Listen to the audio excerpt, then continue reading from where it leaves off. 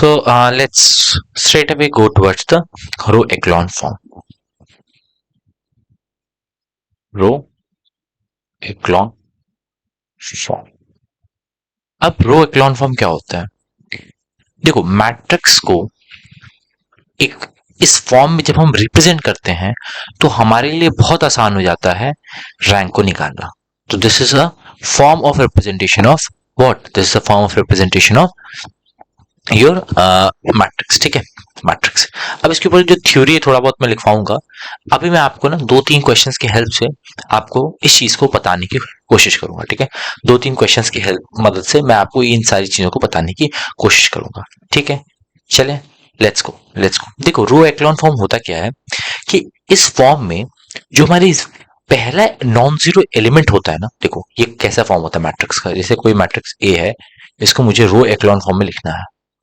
ये let's say 3x3 की matrix है, 3x3 की मैट्रिक्स है. ठीक है, तो मेरा क्या कहना है, ये रो एक्लॉन फॉर्म में तब कन्वर्ट होगा जब जब फर्स्ट नॉन जीरो एलिमेंट्स से फर्स्ट नॉन जीरो एलिमेंट से, देखो डायगनली हम देखेंगे.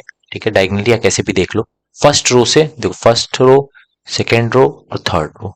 हम ये देखेंगे कि फर्स्ट रो से थर्ड रो जाते जाते जो फर्स्ट नॉन जीरो एलिमेंट है उससे पहले आने वाले जो जीरोस हैं वो इंक्रीजिंग ऑर्डर में रहे. क्या मतलब है सर, क्या बता दिए हो, क्या बताया हो सर? कुछ भी समझ में नहीं आया, कुछ भी समझ में आया. बिल्कुल सही बात है, कुछ भी समझ में नहीं आएगा. जैसे मैं आपको एग्जांपल देता हूं, देखो 0 2 0 0. Is this a valid row echelon form? Valid है या नहीं है? तो आप कहोगे कि सर यहाँ पे पहला नॉन जीरो एलिमेंट ये है 2, इसके पहले मेरे पास कितने जीरोज हैं? 1. इसके बाद ये पहली रो की चर्चा हो गई. अब दूसरे रो में कितने नंबर ऑफ जीरोस हैं फर्स्ट नॉन जीरो एलिमेंट से पहले? तो आप कहोगे सर इसमें कोई भी नॉन जीरो एलिमेंट नहीं है, पर नॉन जीरो एलिमेंट कोई नहीं है पर 2 जीरोस हैं. तो देखो यहाँ पे कितने जीरोस हैं? 2. मतलब increasing order of zero before the first non zero element. तो ये वैलिड रो एक्लॉन फॉर्म है, वैलिड रो एक्लॉन फॉर्म. अच्छा, ये तो एक बात हुई. मैं आपको एक और एग्जांपल कराता हूँ. अब एक और एग्जांपल्स बिल्कुल रुकेंगे नहीं आज, क्योंकि अब मैं थ्योरी इसकी लिखवा दूंगा लास्ट में, पर आपको खुद समझ में आएगा कि थ्योरी आपको कुछ समझ में नहीं आएगी. ठीक है, 1 2 3 0 4 1 0 0 8. Is this a valid row echelon form or not? क्या ये एक वैलिड रो एक्लॉन फॉर्म है? आप कहोगे कि सर ये वैलिड है कि नहीं, ये देखने के लिए हम ये चेक करेंगे कि पहली रो में फर्स्ट नॉन जीरो एलिमेंट से पहले कितने जीरोस हैं. तो भाई पहली रो में कोई जीरो है ही नहीं, कोई जीरो है ही नहीं. दूसरी रो में फर्स्ट नॉन जीरो एलिमेंट से पहले एक जीरो है. तीसरी रो में फर्स्ट नॉन जीरो एलिमेंट से पहले दो जीरोस हैं, दो जीरोस हैं. तो यस, ये वैलिड रो एक्लॉन फॉर्म है. बताना बताना. सिर्फ एग्जाम्पल के हेल्प से इस टॉपिक को समझा जा सकता है और कोई तरीका नहीं है, मेरी मानो नहीं है. अगला अगला अगला ए बराबर 1 4 6 0 0 8 and then 0 0 4. Is this a valid row echelon form? अब तक की जितनी नॉलेज है आपकी उस हिसाब से आपको ये बात बतानी है. अब तक की जितनी नॉलेज है आपकी, इसको आप उस हिसाब से आपको ये बात बतानी है. बताओ बताओ, फटाफट से बताओ, फटाफट से बताओ.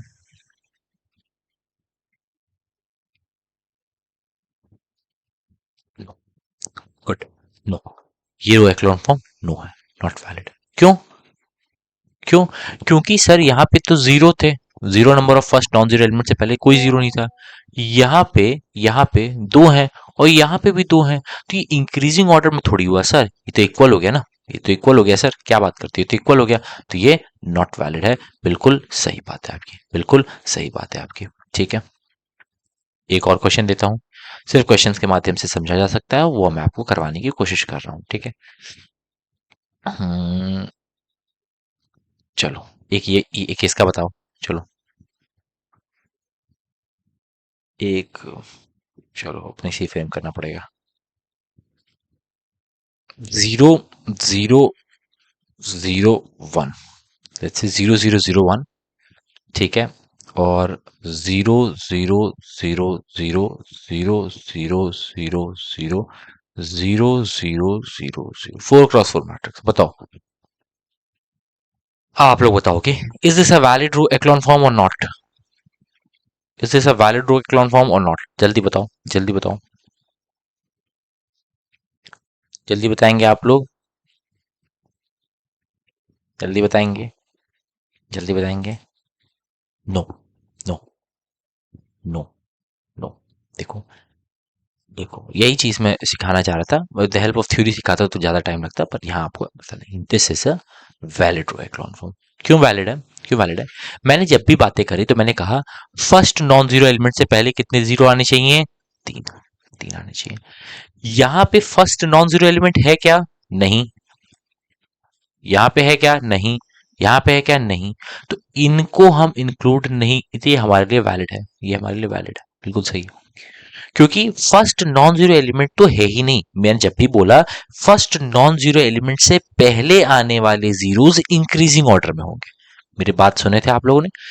पहले नॉन जीरो एलिमेंट से पहले आने, फर्स्ट नॉन जीरो एलिमेंट से पहले आने वाले जितने भी जीरोस हैं वो इंक्रीजिंग ऑर्डर में होंगे।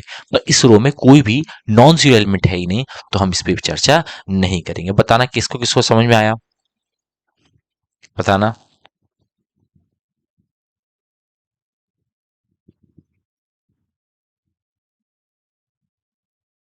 ठीक है, ठीक है। और आपको एक दो क्वेश्चन करा सकता हूं मैं, बताओ। और एग्जांपल, रुक जाओ, और एग्जांपल कर लो। और मान लो मैं आपको सिंपल सिंपल कराऊं पहले थोड़ा सा। अभी हमारी पूरा जो कहानी होगी ना, वो इसी के अराउंड रिवॉल्व करेगी कि हमें रो एक्लॉन फॉर्म में कन्वर्जन करना है, ठीक है? मुझे रो एक्लॉन फॉर्म में कन्वर्जन करना है। चलो, 0 0 1 0, 0 0 0 4, 0 0 0 0, एंड देन 0 0 0 एंड 0। बताओ, is it a valid row echelon form? Yes or no? Yes or no?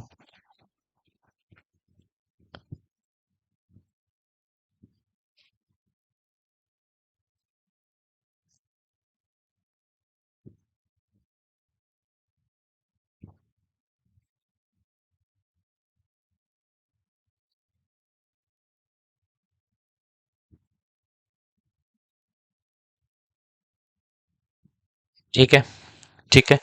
अब आपको थोड़ी सी थ्योरी की मैं ऐसे झलक दे दे रहा हूँ, थोड़ी सी थ्योरी की मैं झलक दे दे रहा हूँ। बाकी आपको आपको इसी तरह करना है, ठीक है? यही थ्योरी थी, यही सब कुछ था। बट हाँ, थ्योरी जब तक आप लोगों के सामने ना आए ना, तो कभी कभी कुछ बच्चे परेशानी में आ जाते हैं कि अरे सर, थ्योरी नहीं कराई आपने। तो ये पढ़ लो, जिसको इसको परेशानी हो ये पढ़ लो। ओह सॉरी, ज्यादा बड़ा हो गया।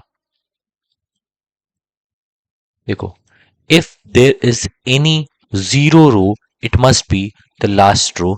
ये अभी हम पढ़ेंगे, कैसे कन्वर्ट करना ये भी हम पढ़ेंगे। इसको अभी के लिए छोड़ दो, ये वाली लाइन पढ़ो। The number of zero before a non zero element of each row is less than the of number of zero before non zero element in the next row. बताओ, क्या ये पूरी बातें समझ में आई या आधी बातें समझ में आई? बताओ, क्या ये पूरी बातें समझ में आई या आधी बातें समझ में आई? आई?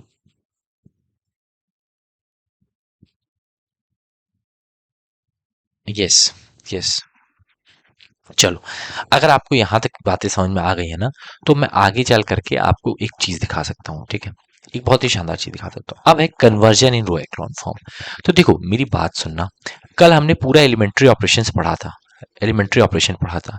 अब मेरी पूरी चर्चा इसी के अराउंड रिवॉल्व होने जा रही है कि how to convert a given matrix into a row echelon form, into a row echelon form, into a row echelon form. देख लो, देख लो कैसे कन्वर्ट करना, इसका पूरा तरीका मैंने यहाँ पे आपको दे दिया है। देखो, पहला स्टेप है, step one is always make A11 if possible.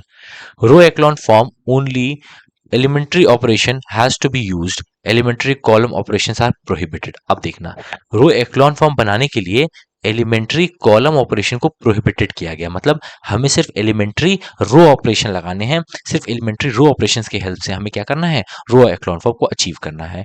रो ए मतलब जो मतलब जो रैंक होती है, ये बेसिकली रैंक के बारे में बात कर रहा है। जो रैंक होती है, the number of non zero rows in row echelon form is your rank. मतलब अगर मैं आपको इसकी रैंक पूछूं, ये वैलिड था ना, इसकी रैंक पूछूं, तो नंबर ऑफ नॉन जीरो रो कितनी थी, सिर्फ एक थी, तो रो ऑफ ए कितनी हो जाएगी, 1 हो जाएगी। ये तो वैलिड है ही नहीं। सिमिलरली ये भी वैलिड है। Number of non zero form कितनी है, एक है, तो सिर्फ एक। नंबर ऑफ नॉन जीरो रो कितनी है, 3 है, तो 3 आया। आया। कैसे कन्वर्ट करना है वो अभी हम समझेंगे, वो भी हम समझेंगे। ये बस ऐਵੇਂ ही लिखा हुआ है, अभी हम कन्वर्ट करना सीखेंगे। Don't worry, don't worry. चलें, चलें, चलें, चलें, चलें।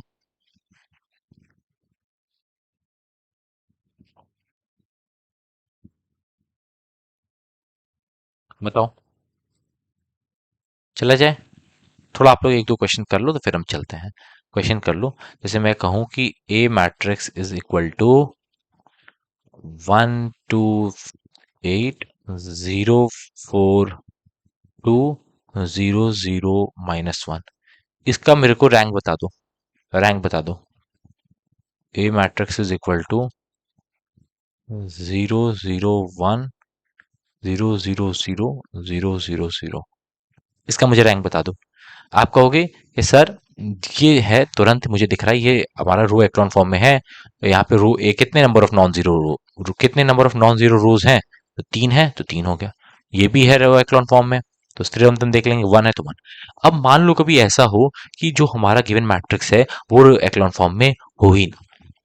ये भी तो हो सकता है कि रो एक्लॉन फॉर्म में ना हो, तो इसी के लिए हम पूरी चर्चा किस पे करेंगे, कन्वर्जन के ऊपर, कन्वर्जन के ऊपर। ठीक है, तो आओ करते हैं चर्चा कन्वर्जन के ऊपर। इससे पहले मैं आपको थोड़ा सा याद दिला देना चाहूंगा कि कौन कौन से ऑपरेशन वैलिड होते हैं for R row elementary transformation. तो आप किसी एक रो से किसी दूसरी रो को क्या एक्सचेंज कर सकते हो, बिल्कुल। आप किसी एक रो में प्लस किसी एक अलग रो में कोई कॉन्स्टेंट मल्टीप्लाई करके ऐड कर सकते हो, हाँ। फिर आप किसी एक रो से किसी कॉन्स्टेंट को मल्टीप्लाई कर सकते हो, यस। तो मैं इन शॉर्ट आपको बता दूं अब क्या क्या ऑपरेशन परफॉर्म कर सकते हो, आप क्या क्या ऑपरेशन प्रोवाइड परफॉर्म कर सकते हो। आप ऐसा कर सकते हो कि आर आई को किसी आर जे के साथ रिप्लेस कर सकते हो, आर आई को किसी आर आई प्लस माइनस के आर जे के साथ वो कर सकते हो। ठीक है, और सबसे इंपॉर्टेंट बात, आर आई को आप k R I plus minus M R J से भी कर सकते हो। This is not an elementary operation, but इसको करने पे भी नहीं, क्यों नहीं निकाल सकते?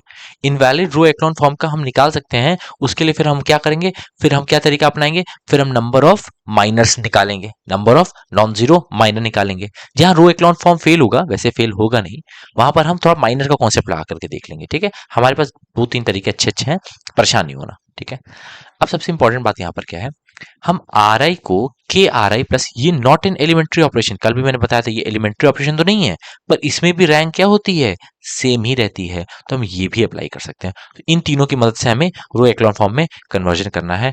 आइए, आपकी पहला सवाल रो एक्लॉन फॉर्म के कन्वर्जन का आपकी स्क्रीन के ऊपर ये रहा।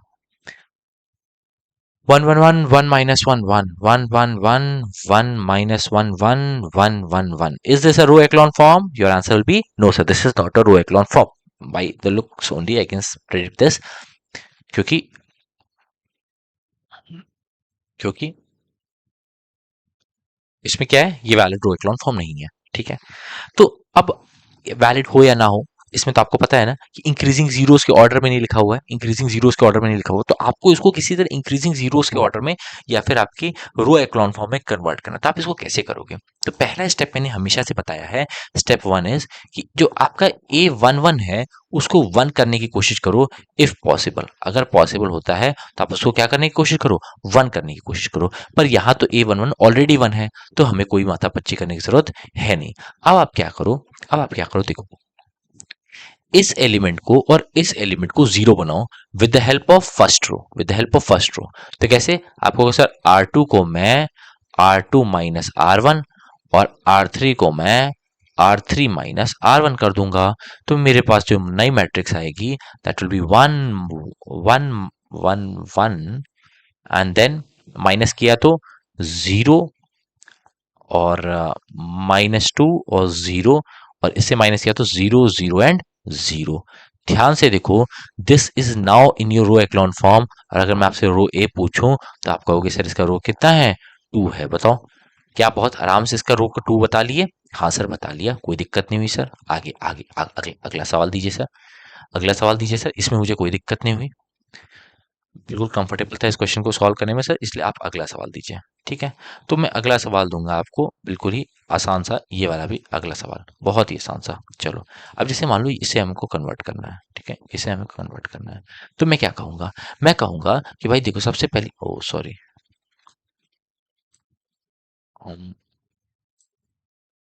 मैं कहूंगा भाई देखो, सबसे आसान तरीका है कि सबसे पहला काम क्या करो, A11 को 1 करो। तो क्या A11 1 है? 1 है ऑलरेडी, तो ये तो डन कर दो। अब देखो, ये चीज तो ऑलरेडी 0 है। आप क्या करो, आप कुछ ऐसा परफॉर्म करो जिससे ये वाला रो भी 0 हो जाए। तो क्या कहोगे? आप कहोगे कि आप क्या करोगे इसमें, you will perform what, R3 go to R3 minus 2R2, as simple as that. तो क्या आ जाएगा, 1 1 0, ठीक है, 0 0 1 0 and then it will be what, and then it will be, sorry, then it will be what, 0 0 and 0। क्या आपको इसका रो दिख रहा है 2 के बराबर है?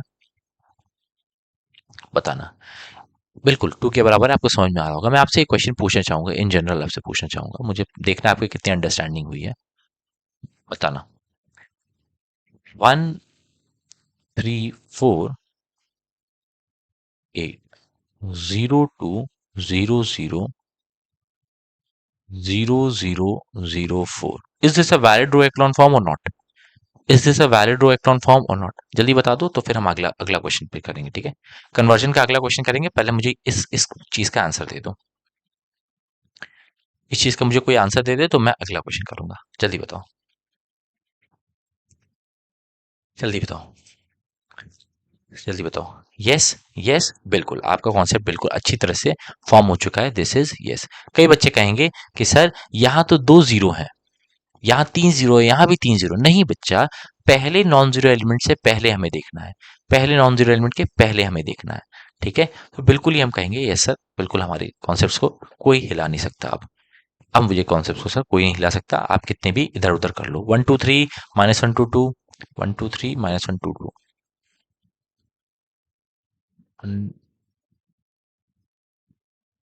1 2 3 -1 2 2 0 5 6, जैसी ये है। अब मुझे इसको कन्वर्ट करना है किसमें, रो एक्लॉन में। अब रो एक्लॉन में कन्वर्ट करना है, तो सबसे पहला स्टेप तो आपको दिख रहा है सर कि ये 1 है, ये -1 है। सबसे पहले A11 should be equal to 1। Yes sir, है, बिल्कुल है सर, बिल्कुल है सर। अब प्रोसेस समझने की कोशिश करो, 2 क्वेश्चन तो हमने फर्जी सॉल्व किया, अब प्रोसेस समझने की कोशिश करो। मैं रो 1 के हेल्प से इन दोनों को जीरो करना चाहूंगा, रो 1 के हेल्प से मैं इन दोनों को जीरो करना चाहूंगा हर बार। तो सर देखो, ये तो जीरो है, यही काम मैं पहले भी कर रहा था। देखो, रो 1 की हेल्प से मैं इन दोनों को जीरो करना चाहा, रो 1 की हेल्प से मैं इन दोनों को जीरो करना चाहा, अब यहां भी वही करूंगा। तो देखो, ये तो ऑलरेडी जीरो है, तो मैं क्या बोलूंगा, मैं कहूंगा R2 goes to R2 plus R1, as simple as that.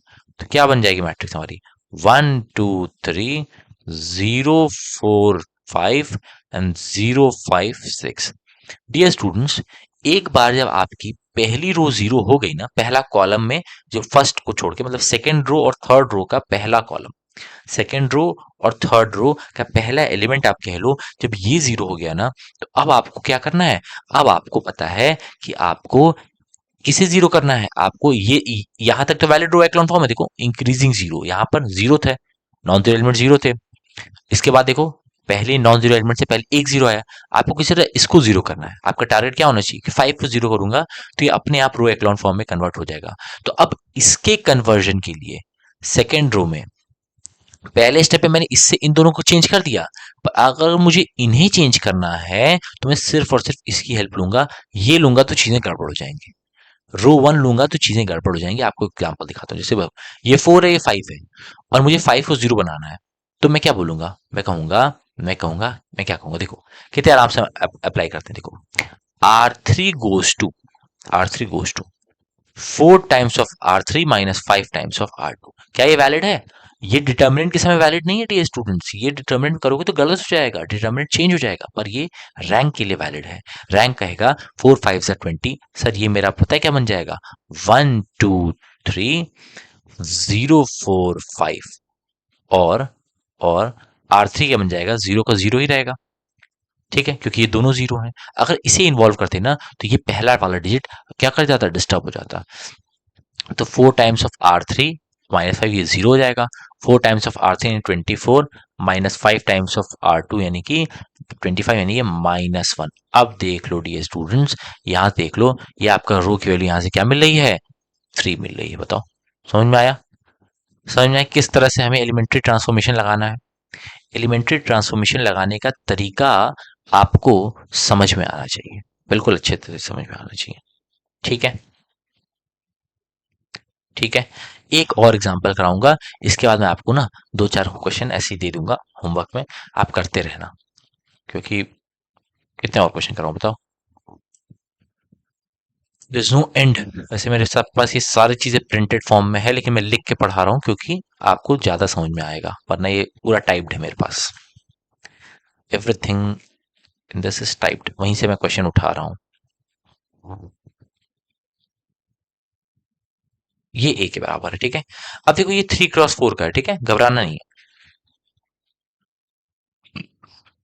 क्या सर हम रो एक्लॉन फॉर्म हमेशा स्क्वायर मैट्रिक्स से ही निकालते हैं? नहीं, हम रो एक्लॉन फॉर्म हम रेक्टेंगुलर का भी निकाल सकते हैं। ठीक है, let me drink water, sorry.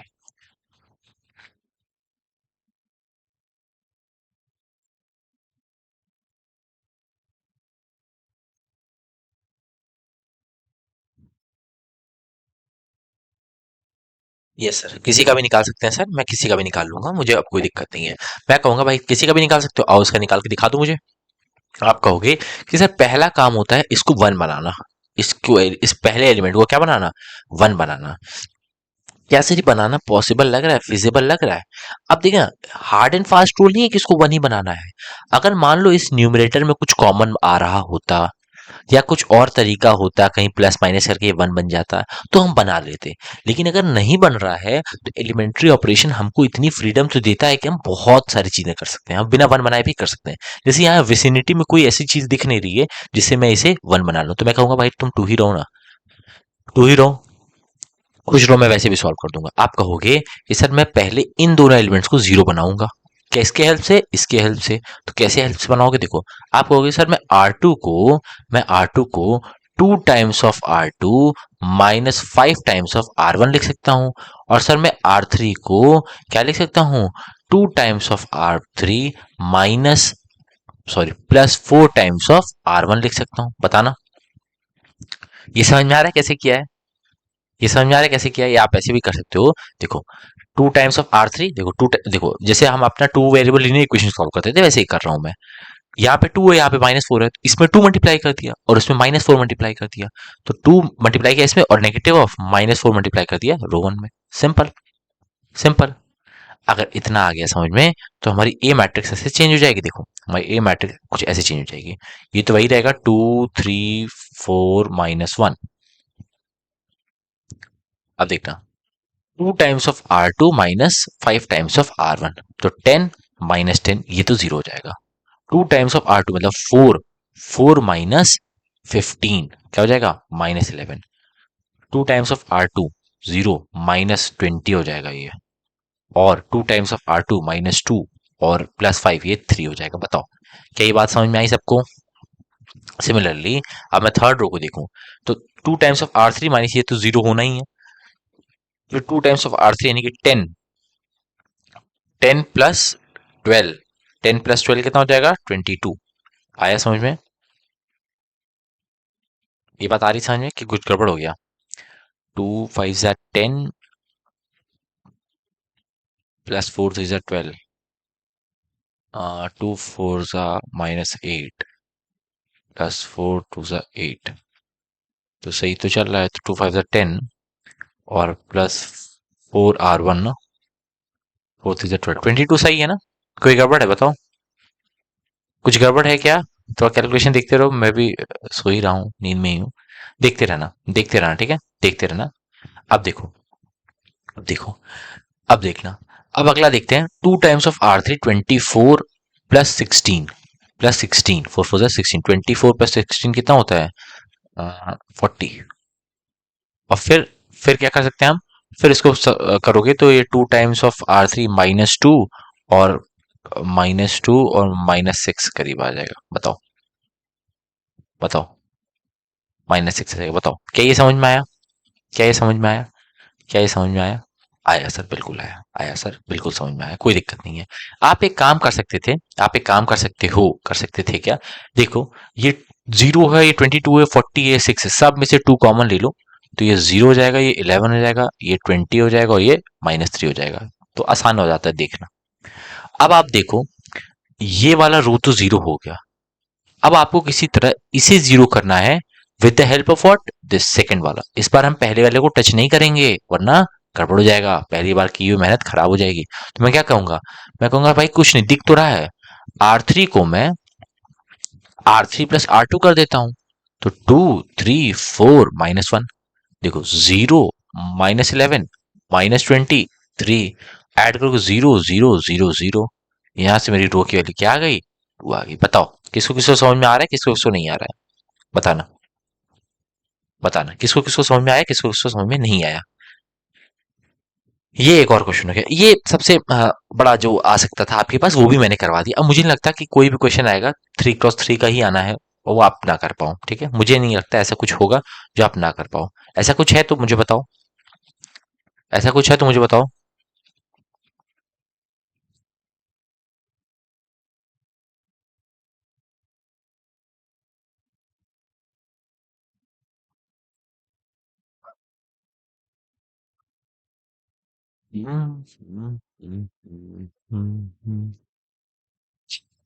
मैं आपको कई सारे होमवर्क दे देता हूँ, ठीक है? कई सारे होमवर्क दे देता हूँ, आप लोग निकालते रहना और प्रैक्टिस करते रहना। प्रैक्टिस एटलीस्ट 2 3 क्वेश्चन सही है कि गलत है वो तो आपको खुद ही पता चल जाएगा। ऐसी कोई चीज तो है नहीं, है ना? ये देख लो, इसको निकालना, फिर आप इसका निकालना, रो एक्लॉन फॉर्म, और फिर इसका निकालना। निकाल सकते हो ना? इन तीनों मैट्रिक्स का रो एक्लॉन फॉर्म आप लोग निकाल देना, ठीक है? 4x4 का भी बहुत आराम से निकाल सकते हो, बहुत आराम से निकल जाएगा। 4x4 निकाल लो, बहुत आराम से निकल जाएगा, ठीक है? यहां तक सारी बातें हो गई रो की, ठीक है? अब रो की प्रॉपर्टीज वगैरह भी मैं रैंक की बहुत सारी प्रॉपर्टीज करवा सकता हूँ, बहुत सारी चीजें रैंक में। रैंक से मुझे बहुत हेल्प मिलती है। मतलब मैं दो फंक्शन के बीच, दो मैट्रिक्स के बीच की ऑर्थोगोनैलिटी, सिमिलैरिटी, सिंगुलैरिटी, और आपका रिलेशन क्या है, और सिमेट्रिसिटी, और क्या क्या निकाल सकता हूँ, बहुत सारी चीज निकाल सकता हूँ। मतलब इतनी चीजें हैं रैंक की हेल्प से कि पूछो मत। मैंने आपको पहले बताया था। फिर आगे चल करके आप पढ़ोगे ना, linear independent vectors, linearly dependent vectors, वो सब हम यहाँ से निकाल सकते हैं। आ रही बात समझ में? तो ठीक है, भविष्य काल की चीजें हैं, ठीक है, भविष्य काल में पढ़ी जाएंगी। अभी क्यों परेशान होना, अभी तो वैसे ही बहुत सारी चीजें हैं, ठीक है? Sixth, sixth, just a minute, just a minute.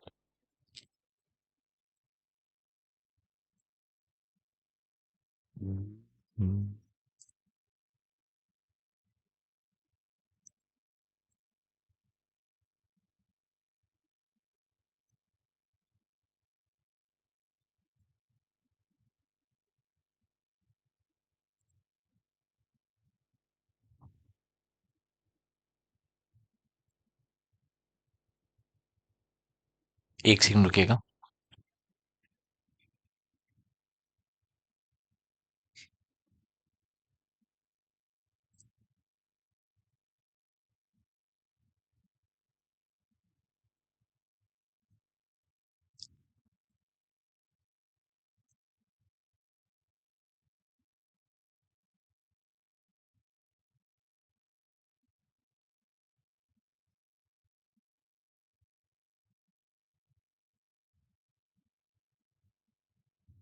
चलो अब हम चलते हैं। अब फाइनली वो समय आ गया है कि हम क्या पढ़ें।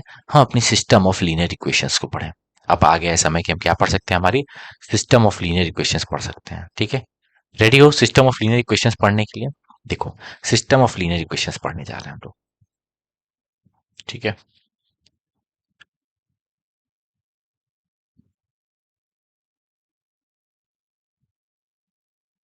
System of linear equations. ठीक है, देखो there are two system of linear equations.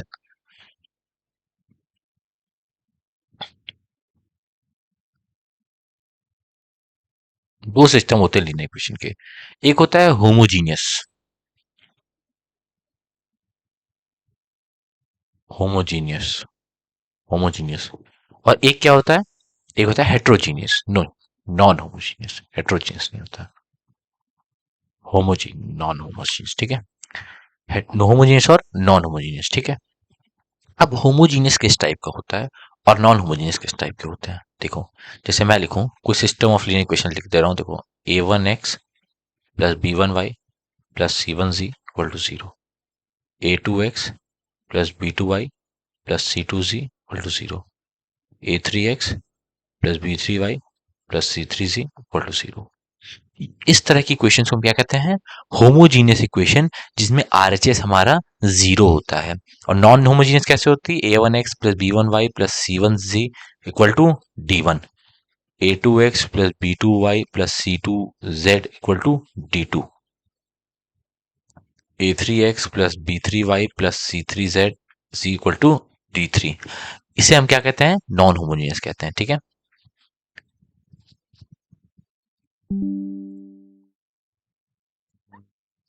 n cross n बता दिए। ठीक है, इसे हम क्या कहते हैं? होमोजीनियस नॉन इक्वेशन और नॉन होमोजीनियस इक्वेशन। ठीक है, अब देखना, अब देखो मेरी अरे भाई बात। आप तो दोनों ये तरफ क्या वाली बजने बात लगा कर रहे भाई? हो यार। एक ये तरफ बात, बोल रहे हो सर माइंड भी रिलैक्स करना है हमको, और एक तरफ आप क्या पता है आजकल मेरे यूट्यूब बैकग्राउंड से कुछ भी स्टार्ट हो जा रहा है बजना पीछे से, और मैं घबरा जा रहा हूँ। वैसे कुछ काम कर रहा होता हूँ, यूट्यूब बैकग्राउंड से स्टार्ट हो जा रहा है कुछ भी बजना, पता नहीं कैसे। अभी भी ऐसा ही हुआ, क्लास के पीछे से पता नहीं क्या बजने लगा। देखो, अब हम लोग आगे चलते हैं। देखो, जो non homogeneous homogeneous system of linear equations होती हैं, इनको सॉल्व करने का तरीका क्या होता है? देखो, ध्यान से देखना, इनको सॉल्व करने का तरीका क्या बनाते हैं। हम कहते हैं कि भाई देखो, भाई साहब मेरे, देखो ये है तीन इक्वेशन और ये है तीन इक्वेशन। तो जब आपको सॉल्व करना है तो आप एक मैट्रिक्स बनाओ, आप एक मैट्रिक्स बनाओ। क्योंकि आप इस प्रोडक्ट को कैसे लिख सकते हो? होमोजीनियस वाले प्रोडक्ट को आप ऐसे लिख सकते हो, a1 b1 c1, a2 b2 c2 and a3 b3 and c3, all this equal to zero, sorry, multiplied by, what? Multiplied by x y and z and equal to zero। देखो, हमने इस पूरी इक्वेशन को, homogeneous वाली जो equation है, इसको हमने इस फॉर्म में क्या कर दिया? रिप्रेजेंट कर दिया। देखो, क्या इस होमोजेनियस वाली ये जितनी भी इक्वेशन है, ये जितनी भी इक्वेशन दी हुई हैं, क्या मैं इनको इस फॉर्म में कन्वर्ट कर सकता हूँ क्या? जी सर, बिल्कुल कर सकते हो सर। आपका मन, आप जो करो, है ना, क्या दिक्कत है आपको? मैं कहूंगा भाई ठीक है। तो अगर आपको ये बात समझ में आई है, तो जो नॉन होमोजीनियस वाले हैं, जो नॉन होमोजीनियस वाले हैं, उनको भी तो मैं कर सकता हूँ। तो यहाँ D1 D2 एंड D3 कर दूंगा। सेम है, सेम है, बताओ, सेम है? जी सर बिल्कुल। ये सर देख लो, ये है होमोजीनियस, ये है नॉन होमोजीनियस, बिल्कुल सही बात है, कोई दिक्कत नहीं है। बारिश हो रही है यार आज, खत्म ही नहीं हो रही है। ठीक है, अब हम समझते हैं nature of non homogeneous equation और नेचर ऑफ होमोजीनियस इक्वेशन। ठीक है, nature of non homogeneous equation और नेचर ऑफ होमोजीनियस इक्वेशन, दोनों के नेचर को समझने की कोशिश अब हम करने जा रहे हैं। क्या आप लोग रेडी हो? देखो, सबसे पहले नॉन होमोजीनियस करते हैं क्योंकि वो थोड़ा जनरलाइज्ड फॉर्म है। ठीक है, जो होमोजीनियस या फिर नॉन होमोजीनियस, सॉरी पहले बड़ा वाला कर लेते हैं। ठीक है, जो नॉन होमोजीनियस इक्वेशन है ना, इनका नेचर कैसा कैसा हो सकता है? मतलब अगर आप ध्यान से, सही से, दिमाग से बात करो, तो बेसिकली ये स्ट्रेट लाइंस ही तो हैं। अरे डियर स्टूडेंट्स, क्या ये 3D में स्ट्रेट लाइन है? या फिर कह लो, देखो, A one X plus B one Y plus C one C, क्या ये लीनियर ही हैं दोनों, सारे लीनियर ही हैं।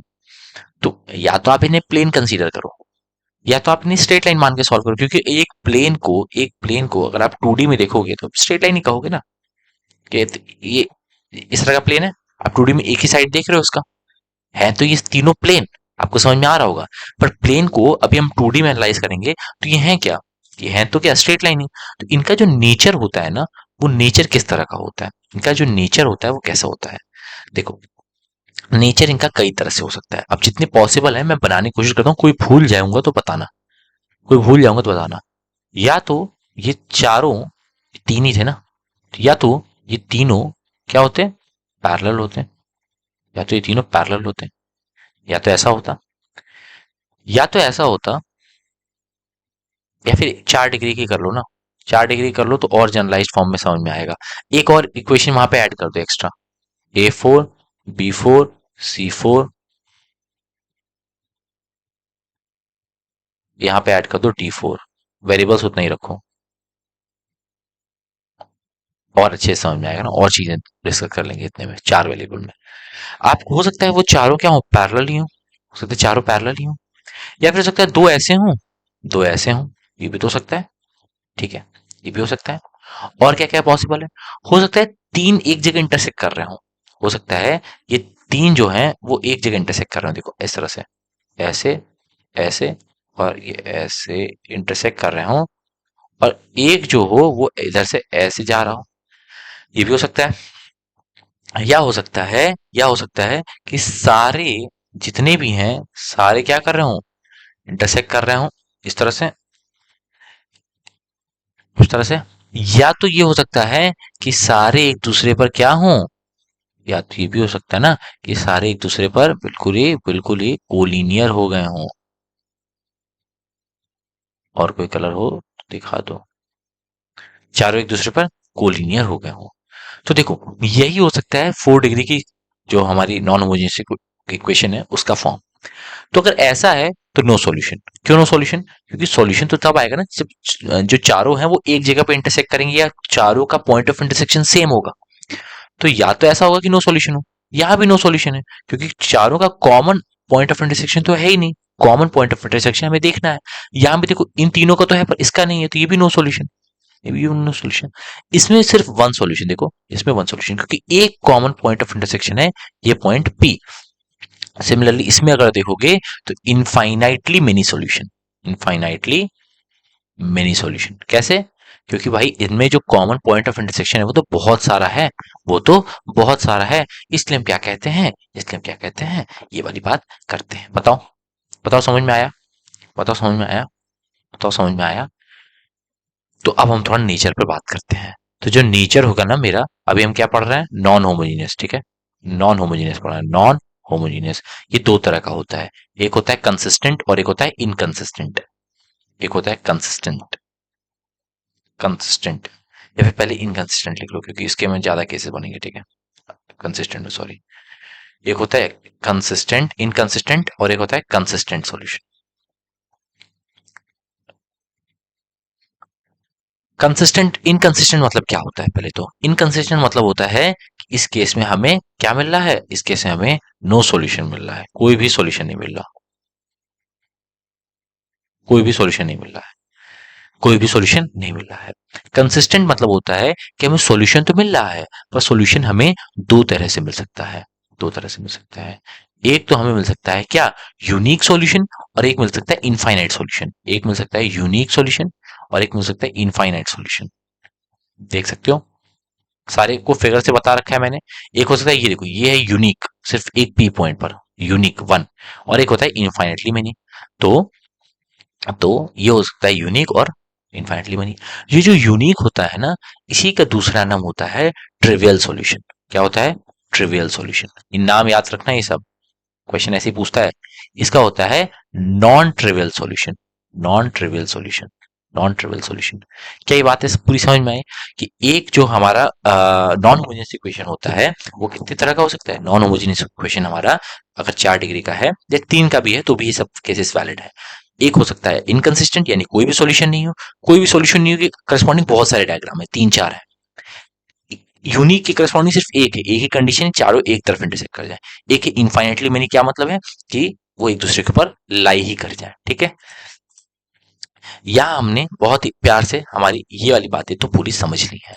अब हम आगे चल सकते हैं किसके तरफ, अब हम आगे चल सकते हैं कहाँ पे, होमोजीनियस इक्वेशंस के ऊपर, होमोजीनियस इक्वेशंस के ऊपर, होमोजीनियस इक्वेशंस के ऊपर, होमोजीनियस इक्वेशन के ऊपर, ठीक है, होमोजीनियस इक्वेशन के ऊपर चल सकते हैं। हाँ, होमोजेनियस इक्वेशन के ऊपर चलते हैं, फिर आगे चर्चा करेंगे कैसे निकालना है, वो अभी मैं एक लाइन में सबको बता दूंगा। पहले अभी थोड़ा सा फील दिला रहा हूँ कि है क्या सिस्टम ऑफ लीनियर इक्वेशन, ठीक है। फील के लिए हम थोड़ा सा टाइम ले रहे हैं, बाकी आपको पता है कि निकालना तो मैं आपको सिखा ही दूंगा, ठीक है। देखो, ये जो होमोजीनियस इक्वेशन होते हैं ना, इनके नेचर में, होमोजीनियस के नेचर में, देखो आप इनकी इक्वेशंस देखो, ए एक्स वन, देखना ये इक्वेशन देखो, A one X plus B one Y plus C one G plus equal to zero, इसमें एक न एक सॉल्यूशन तो डेफिनेटली होगा। क्यों सर? क्योंकि जीरो जीरो जीरो तो is always the solution of homogeneous equation, देख लो, क्योंकि इसका कांस्टेंट जीरो है, तो ये प्लेन हो ना हो जरूर जीरो जीरो जीरो से तो पास कर ही रहा होगा, कोई भी कंडीशन ले लो, कुछ भी ले लो, जीरो जीरो जीरो से तो ये पास कर ही रहा होगा। तो इससे हम क्या कह सकते हैं, इसमें दो केसेस ही बन पाते हैं। कौन से दो केसेस? एक केस मेरा ये बनता है कि वो तीन अगर बना रहे हो, मान लो तीन चार ले रहे हो, मान, तो चारों एक जगह पे इंटरसेक्ट कर जाएं, कहाँ पे, कहाँ पे, ये पॉइंट आपका होगा जीरो जीरो जीरो, या फिर वही जो वहां पे पढ़ा था, दूसरी और ये तीसरी और ये चौथी, क्या हो जाए, क्या हो जाए, एक के ऊपर एक ओवरलैप कर जाए, यानी कि इनफाइनाइट सॉल्यूशंस, ये क्या हो जाए, unique solutions, this and this with this. अच्छा, अब इसके ऊपर और भी बातें हम लिख सकते हैं ना, इसके ऊपर और भी बातें हम लिख सकते हैं कि दो तरह से इसका नेचर हो सकता है। होमोजीनियस के नेचर के ऊपर हम बात कर लेते हैं। होमोजीनियस नेचर, नेचर इसकी दो तरह से होती है। एक होता है,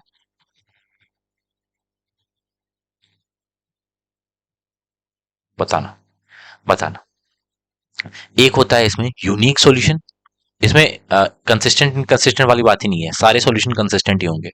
एक होता है यूनिक सॉल्यूशन और एक होता है infinitely solution, infinitely many solution, ठीक है। अब यूनिक, जिसको हम ट्रिवियल भी कहते हैं, ये आपका ट्रिवियल भी इसको हम कहते हैं, ये आपको पता है क्या है, जीरो जीरो जीरो है। पर अगर मैं बात कर लूं आपके इनफाइनाइटली मेनी सॉल्यूशन की, तो क्या हो जाएगा, इसको हम कहते हैं non trivial, non trivial solution. इनका कई नाम होता है, एक होता है नॉन ट्रिवियल सॉल्यूशन और एक होता है नॉन जीरो सॉल्यूशन। क्वेश्चन में दो तीन नामों से पूछा जाता है, ठीक है, नॉन ट्रिवियल सॉल्यूशन और नॉन जीरो सॉल्यूशन, दोनों नामों से पूछा जाता है। बताओ, यहां तक कि थ्योरी पोर्शन कंप्लीट था पूरा, सिस्टम ऑफ लीनियर इक्वेशन का इतना थ्योरी पोर्शन कंप्लीट था। तो अब मैं निकालना सिखा दे रहा हूं आपको, बस थोड़ी सी देर और रखिए, तो आपको, आप लोग सब निकालना सीख जाओगे, ठीक है, आप लोग निकालना तुरंत सीख जाओगे, बस थोड़ी सी देर की बात है, बस हो गया आपका, ऑलमोस्ट हो गया। बताओ, बताओ,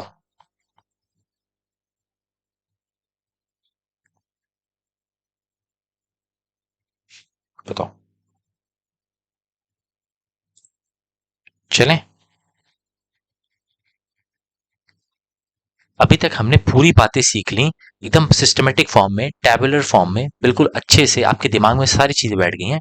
नॉन होमोजीनियस, इनकंसिस्टेंट भी हो सकता है, कंसिस्टेंट भी हो सकता है, नो सॉल्यूशन भी हो सकता है, सॉल्यूशन भी हो सकता है, सॉल्यूशन भी यूनिक हो सकता है, इनफाइनाइट हो सकता है, यूनिक को ट्रिवियल कहते हैं, नॉन यूनिक को, इनफाइनाइट को नॉन ट्रिवियल कहते हैं। होमोजीनियस इनकंसिस्टेंट हो सकता है, कंसिस्टेंट हो सकता है, यूनिक और इनफाइनाइटली मेनी, यूनिक में zero zero zero, infinitely many में नॉन ट्रिवियल, ठीक है। चलो, अब हम चलते हैं फाइनल अपने जंग की तरफ, जो कि क्या है, जो कि है सॉल्यूशन, सॉल्यूशन ऑफ होमोजीनियस। अब होमोजीनियस को सॉल्व करने का तरीका क्या होता है, ध्यान से समझ लीजिएगा, ध्यान से समझ लीजिएगा।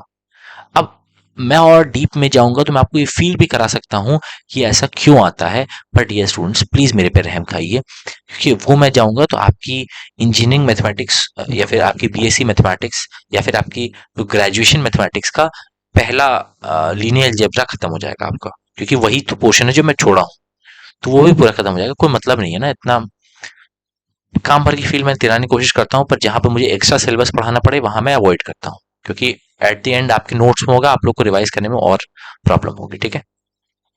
पहली बात कि ये ऑलवेज क्या है, कंसिस्टेंट है, जो कि मैं इतनी देर से बोल रहा हूं, हमेशा कंसिस्टेंट, ऐसा नहीं हो सकता कि इसका कोई कंसिस्टेंसी ना है, ठीक है। इसमें हम क्या करेंगे, ए मैट्रिक्स को लिखो, जैसे वहां पे मैंने मैट्रिक्स बनाई थी ना, क्या मैट्रिक्स थी जिसका हम सॉल्यूशन पढ़ रहे हैं, A X is equal to B. समझ में आ रहा है ये क्या लिखा हुआ है, मैं बता रहा हूं क्या लिखा है। ये देखो, इस मैट्रिक्स को हम कहते हैं ए मैट्रिक्स, मल्टीप्लाई बाय, इसको हम कहते हैं एक्स मैट्रिक्स, एक्स के अंदर सारे वेरिएबल्स हैं, इज इक्वल टू जीरो, या फिर इज इक्वल टू जीरो, ऐसे भी कर सकते हो। इसका हम सॉल्यूशन कर रहे हैं, इसका हम सॉल्यूशन कर रहे हैं, आ रही बात समझ में। इस पूरे को हम ए लिख रहे हैं। ए कहां से बना, ये सिस्टम ऑफ लीनियर इक्वेशन जो दी थी, A one B one B C one, इसको मिला करके जो मैट्रिक्स बनी उसको हम ए कह रहे हैं, ठीक है। तो अब अगर हम यहां से देखें तो राइट, मैं क्या करूंगा, स्टेप टू लिखूंगा, write a matrix. Step three कहता है convert A into, convert A to row echelon form, row echelon form में कन्वर्ट करो। स्टेप फोर है रो ए का निकाल लो, निकाल लो। लेट्स से मैं इसको एन बोल दे रहा हूं, एन बोल दे रहा हूं, ठीक है, एन बोल दे रहा हूं, ठीक है। अच्छा अभी मैं होमोजेनियस का करवाने लगा ना, ओके सॉरी यार, पहले मुझे नॉन होमोजेनियस कराना चाहिए था, चलो ठीक है कोई बात नहीं। आसान से टफ की तरफ जाएंगे, मतलब आसान से हल्का कॉम्प्लेक्स की तरफ, और कुछ बात नहीं है, ठीक है। अब हम आते हैं फाइनल की तरफ, ठीक है। फाइनल जंग, अब यहीं पे युद्ध विराम होगा, एक टेबल के हेल्प से सारी चीजें समाप्त हो जाएंगी, ठीक है। अब बात है होमोजीनियस, इसके सॉल्यूशन कैसे, ये टेबल आपको दिमाग में अगर है तो आप कोई भी क्वेश्चन सॉल्व कर सकते हो इस तरह का। क्रैमर्स रूल में ना बहुत सारे फ्लॉ हैं, मैं सही बता रहा हूँ, क्रैमर्स रूल में इतने फ्लॉ हैं जिससे मैं झेला हूं खुद, क्योंकि वो एक्सेप्शन से पूछते हैं जहां क्रैमर्स रूल थोड़ा सा क्रैम कर जाता है और क्रंच हो जाता है, ठीक है। तो देखो, अगर मेरा रो ए आया, ठीक है, calculate rho A is equal to N मत लिखो, सिर्फ रो ए निकाल लो, ठीक है, रो ए निकाल लो।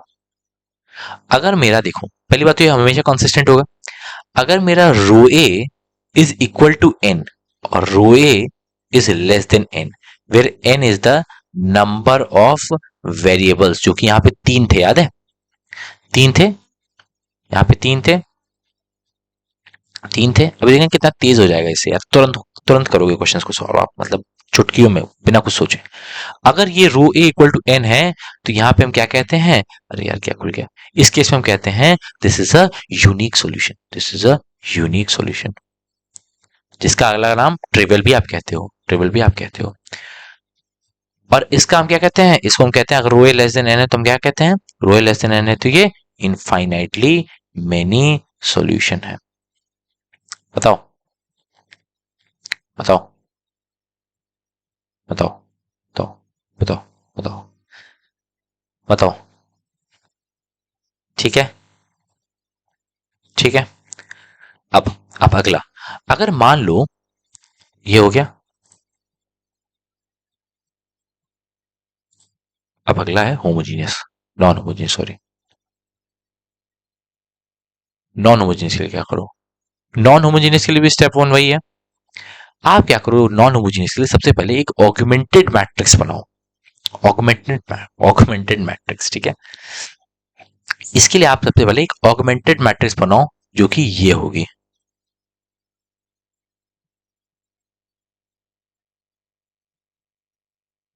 अब देखो बी क्या था, अभी हम लोग सॉल्व क्या कर रहे हैं, अभी हम लोग इस तरह की इक्वेशन सॉल्व कर रहे हैं, A into X is equal to B.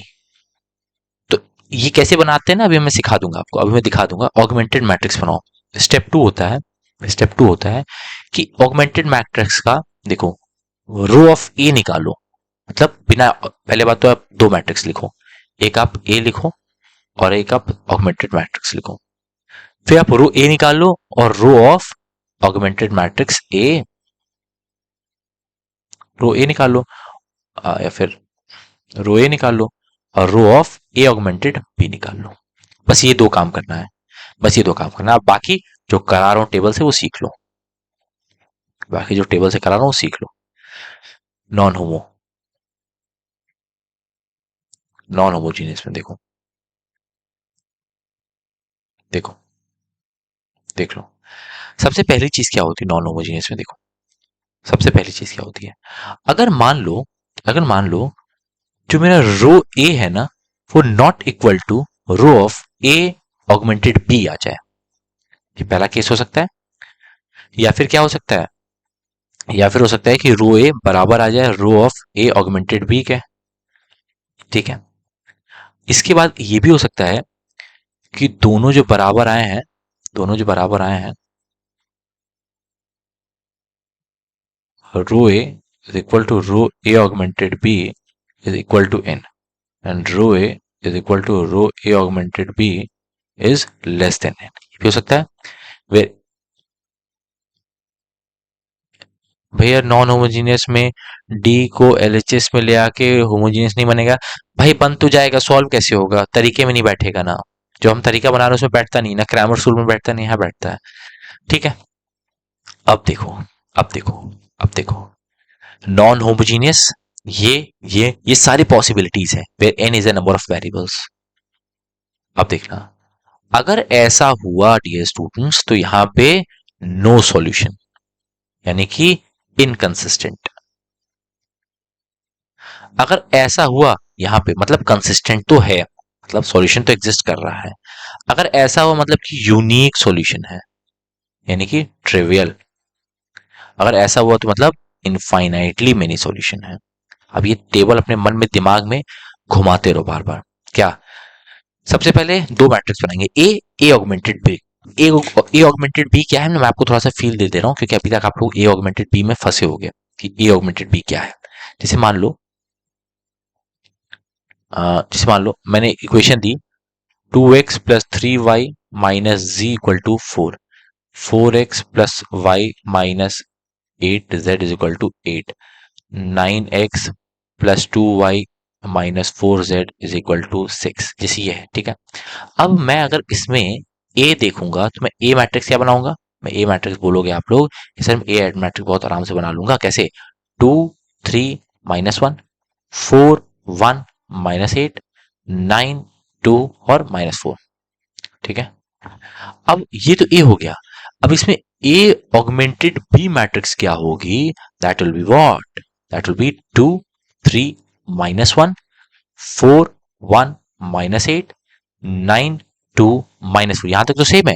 एक एक्स्ट्रा रो ऐड कर दो और लिखो क्या, 4, बी मैट्रिक्स क्या है, बी 4 8 6, तो 4 8 6, ऑगमेंटेड ऑगमेंटेड ऑगमेंटेड। अब इसका ऑगमेंटेड कोई मतलब नहीं है, हटा दो इसको, इसका रो निकालना है, इसका रो निकालना है। आई बात समझ में, आई बात समझ में, आई बात समझ में, बताओ। अब दोनों का अलग अलग नहीं निकालना है डियर स्टूडेंट्स, दोनों का अलग अलग नहीं निकालना है। देखो ऑगमेंटेड लगाने का मतलब क्या होता है, आपको अगर उससे बहुत बड़ा हो गया, उससे दोनों का रो निकाल नहीं। ऑगमेंटेड लगा देने से फायदा क्या हुआ, आप इस 3 क्रॉस 4 को रो एक्लॉन फॉर्म में बदलने की कोशिश करिए, अपने आप आपको दिख जाएगा, अपने आप आपको दिख जाएगा कि ये है कि नहीं है, ठीक है। क्वेश्चंस करेंगे तो समझ में आएगा, बाकी टेबल याद करो।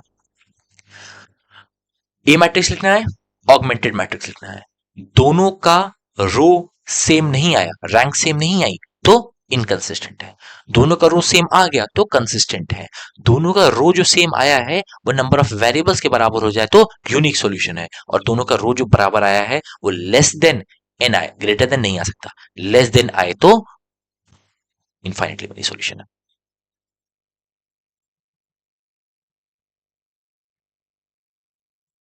होमोजेनियस में ट्रिवियल वाला कंडीशन आए फिर जी सॉल्यूशन 0 0 होगा, वो एक्चुअली क्वेश्चन कैसे पूछते हैं मैं बता दूंगा। हाँ, ट्रिवियल वाले कंडीशन में हमारा हमेशा सॉल्यूशन 0 0 0 ही होता है, ठीक है।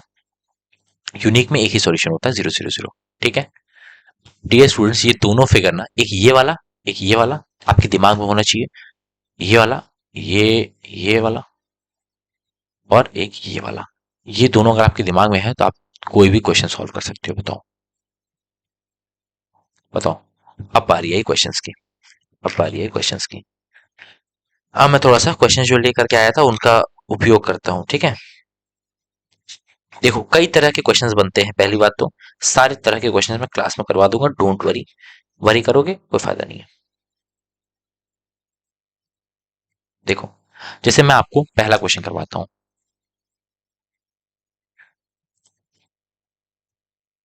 एक आपसे छोटी सी बात मैं करूंगा। इनफाइनाइट वाला फिर से बताइएगा। अरे क्या बताऊंगा यार इनफाइनाइट वाले में, देख ही लो। रो ए रो बी के बराबर तो है, तभी तो कंसिस्टेंट हुआ है, देख लो। पर वो less than number of variable हो जाए। अब क्वेश्चन के हेल्प से ही सीख पाओगे ना, क्वेश्चन के हेल्प से ही सीख पाओगे, डोंट वरी। आओ आओ सवाल करते हैं। आओ सवाल करते हैं, तो पानी पी लो फिर सवाल करते हैं। मेरे बाद किसी क्लास है नहीं, थोड़ा एक्सटेंड करके अच्छे से कंप्लीट करेंगे।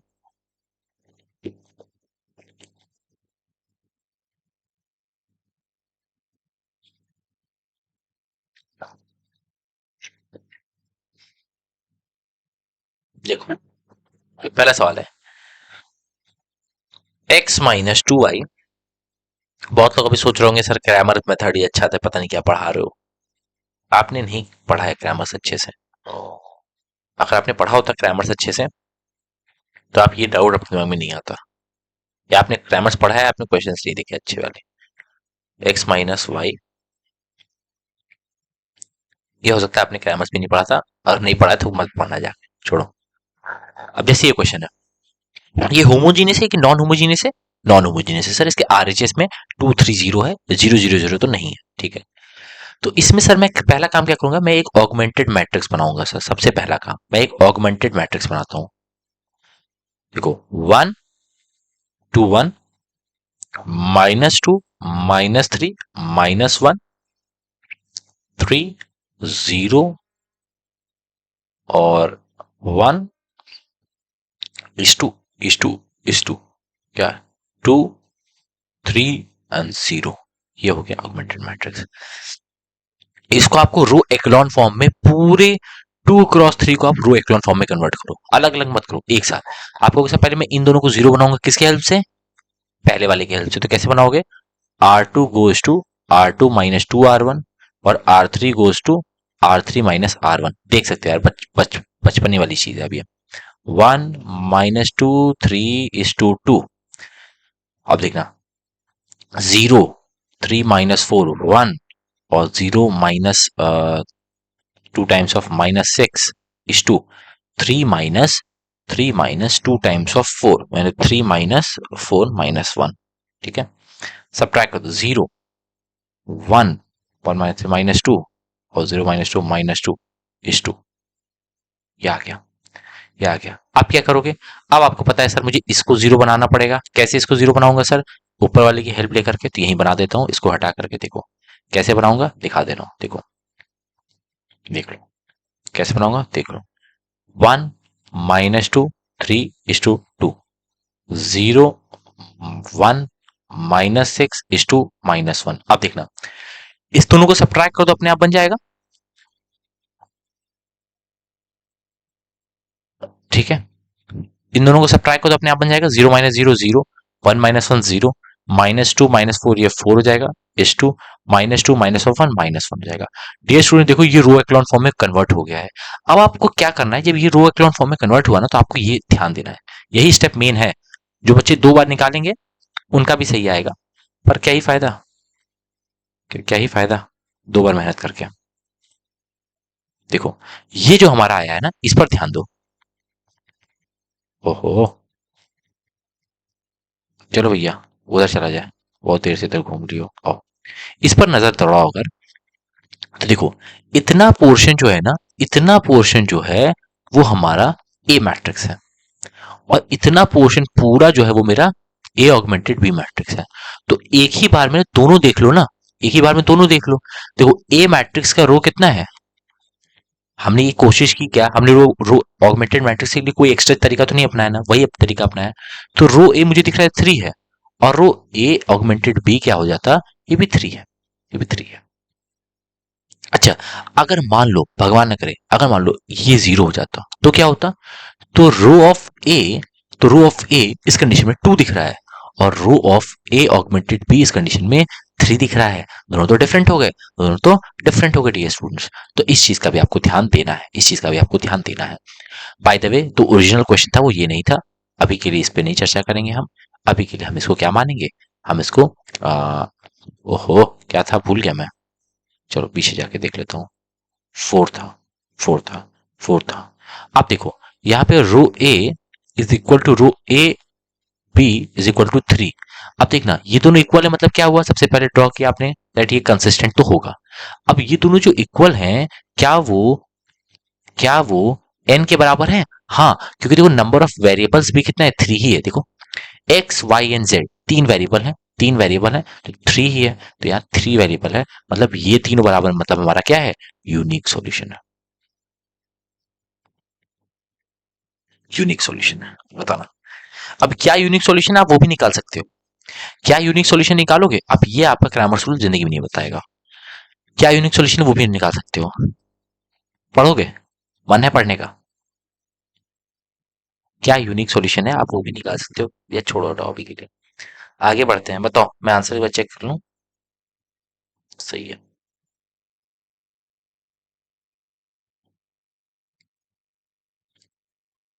ठीक है, मान लो आपको पढ़ने का मन है, तो मैं एक बार आपको थोड़ा सा झलक दे दे रहा हूँ इस चीज की। ठीक है। ओहो, क्यों डांस करने लगा यार? देखो, मान लो आपको पढ़ने का मन था किसी को, देखो क्या यूनिक सॉल्यूशन हो गया, अब हमको पता चल गया कि यूनिक सॉल्यूशन आया है। यूनिक मतलब सिर्फ एक सॉल्यूशन होगा। सॉल्यूशन यूजुअली नहीं पूछता, वो कंसिस्टेंसी पूछता है। ठीक है, ठीक है, मैं करा दे रहा हूँ, डोंट वरी, डोंट वरी। देखो मैं करवा दे रहा हूँ, डोंट वरी, आराम से सुनो। देखो क्या करो, देखो 4 है, ये बीच में जो क्या बना हुआ है, ये बीच में जो बना हुआ है ना आपकी दीवार, इस दीवार को तोड़ दो, इस दीवार को तोड़ दो। ठीक है, आप ऐसा सोचो कि ए ये पूरा है, बीच में एक एक्स था, वेरिएबल था, इज इक्वल टू बी था। यही था हमारा क्वेश्चन, यही था हमारा क्वेश्चन। अब देखना, अब देखना, जब आप मल्टीप्लाई करोगे, ये आपका फाइनल ए मैट्रिक्स आ गया, ए ऑगमेंट ए मैट्रिक्स आ गया इन रो एक्लॉन फॉर्म। तो आप ए की जगह इसको रख दो, इस वाले मैट्रिक्स को रख दो, बी की जगह पे ये वाला टर्म रख दो, और सी के एक्स की जगह पे आपको पता है एक्स वाई जेड रखना है। अगर नहीं रखना है तब से नहीं सोचना है, ऐसे सोचो, ये वाला टर्म हमेशा एक्स से मल्टीप्लाई होगा, ये वाई से और ये जेड से, और इक्वल टू ये हो जाएगा। बस इतना इतना सोचो। देखो आराम से, ठीक है करवा रहा हूं ना। देखो सबसे आसान तरीका है, X Y Z is equal to something. तो देखना, एक्स इंटू जीरो, पहले हमेशा लास्ट रो को सॉल्व किया करो, X into zero plus Y into zero plus 4 into Z is equal to -1। Similarly X into zero, अब दूसरे रो को सॉल्व कर रहा हूं, plus Y into one plus -6 into Z is equal to -1। पहले रो को सॉल्व करो, X into one -2 into Y plus 3 into Z is equal to 2। Solve कर लो, आंसर मिल जाएगा। यहां से आपको पता है जेड की वैल्यू आ जाएगी, यहां से आपको वाई की वैल्यू आ जाएगी, वो वाई की वैल्यू यहां पुट कर दोगे तो आपको एक्स की वैल्यू आ जाएगी। बताओ, as simple as that, done. Done, इतना ही था, इतना ही था, इतना ही था, इतना ही था। बताओ, बताओ, अभी ये कुछ भी नहीं है, अभी मैं इनफाइनाइट सॉल्यूशन आपको निकलवा के दिखाता हूँ। देखो इनफाइनाइट सॉल्यूशन में आपको, अगर आप लोग सीख नहीं रहे ना, तो अभी मैं आपको इनफाइनाइट सॉल्यूशन निकलवा के दिखाता हूँ। पहले एक क्वेश्चन ले लूँ जिसमें इनफाइनाइट आ रहे हो, वरना कोई फायदा नहीं होगा ना, मेहनत बेकार चल जाएगी। हाँ मिल गया, मिल गया, मिल गया, यही है ना? ये भी नहीं है यार, ये भी सिंगल वाला ही है। हाँ मिल गया, इनफाइनाइट का मिल गया। अब आते हैं हम, अब आते हैं हम इनफाइनाइट सॉल्यूशन निकलवाता हूँ आपको। देखो इनफाइनाइट सॉल्यूशन आपको निकलवाता हूँ,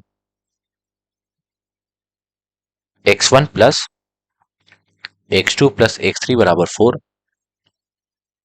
x1 plus 2x2 plus 3x3 बराबर 6, 2x1 प्लस 3x1, अरे x2 होगा सॉरी, प्लस 4x3 बराबर 10।